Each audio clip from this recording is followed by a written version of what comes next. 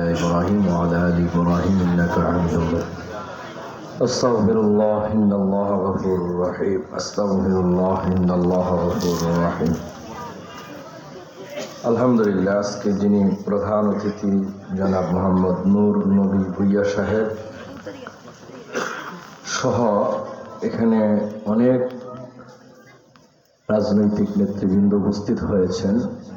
ওনারা মাদ্রাসার প্রতি আন্তরিকতা দেখিয়েছেন, ভালোবাসা দেখিয়েছেন।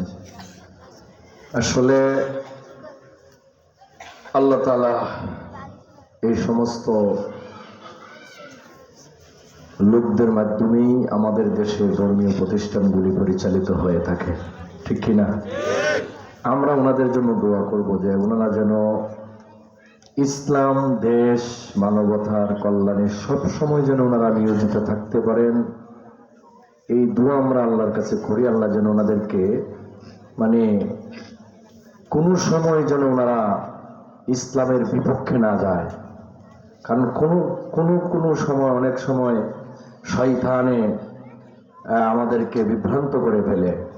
এই জন্য আল্লাহর কাছে আমরা সবসময় দোয়া করবো, জনপ্রতিনিধি যারাই আছে সব জায়গায় সবাইকে যেন আল্লাহ তাআলা ইসলামের জন্য কবুল করে। সকলে বলেন আমিন।